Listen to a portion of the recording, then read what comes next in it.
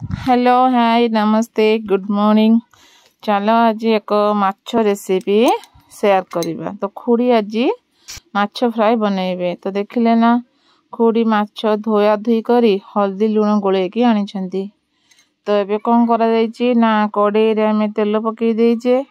तो तेल टिके ताती गरम हेई गले हमें कौन करबा ना माछ सब पकेइबा।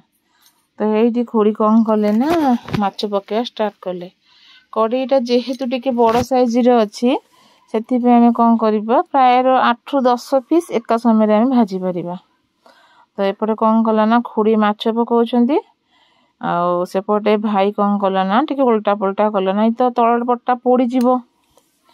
तो आपण माने कहंतु तो एटा को माछ। तो देखंतु एपटे भी भात रंधा सरिछि खाली माछ फ्राई हेई गले खाइबा।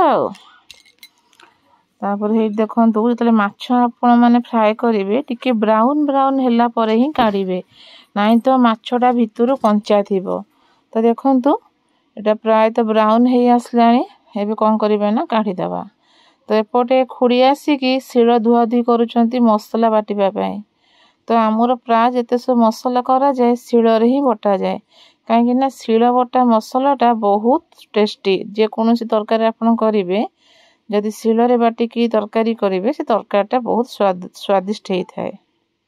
तो खुड़ी भी रसुन बाटछंती परे कोन करबे ना अदा बाटीबे आ पियाज बटा हबनी काहे ना पियाज से डायरेक्ट हम तले तेल रे फ्राई करिबा से मेल्ट हेई जीवो। तो प्राय माछ भजा सरलानी। तो माछ भजा सरले कोन करिबा ना तरकारीटा करिबा। तो ए समय रे दादा कोन करछंती ना चुट्टी कलर करछंती काहे ना काली अछि हमर इलेक्शन माने वोट। तो दादा सिटी की भोट दवा को जीवे केते लोक आसीथिबे तो छुट्टी पार्टी से भल लागिवो कि सेति में से कलर करछंती। तो एबे देखंतु हमें कड़ाई रे किछि तेल पकेई पियाज को खुड़ी भाजी लांती का पियाज जेतो बळे ब्राउन हेई जीवो हमें कोन करिबा ना सेथिरे काश्मीरी चिल्ली जोटा की कलर पे व्यवहार करूचे सेटा पकाइबा। तो हेडी भाई पकाउची। तो काश्मीर चिल्ली पकेला बेटी कोन करबा ना पानी छिंची दबा। देखंतु तो तरकारी कलर केते सुंदर देखा जाउची देखुछंती ना। तापरे कोन करबा हमें अदा पेस्ट पकेइबा जे शिଳରେ बटा हेइथिबा अदा तापरे रसुन पेस्ट आको सब पकेई की अल्प टिके पानी छिंची का कोन करबा ना गोळेई दबा। देखंतु केते सुंदर कलर देखा जाउची ना नहीं।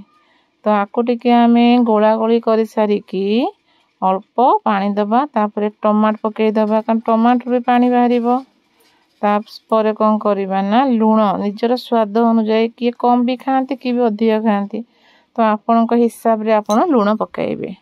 आ लूण पकेई की टिके पानी दे की ताको गोळा गोळी करिवे ओ तापरे कोन करिवे ना ताको घोड़ेई देबे। जदि आपन घोड़ेई देबे तो मसला रो ऑटोमेटिक कोन हबो ना तेल बाहरी आसीबो और जेपन तो मसला रो तेल बाहरीनी तो आपन जानिबे जे से मसलाटा प्रस्तुत हेइनी। देखुछन हमर साइड रे अल्प टिके टिके तेल बाहरी आसुची।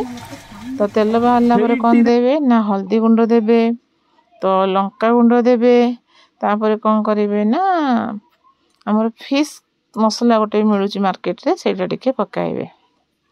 सेटा आपन को इच्छा आपन पकेइले पकेइबे नहल नै।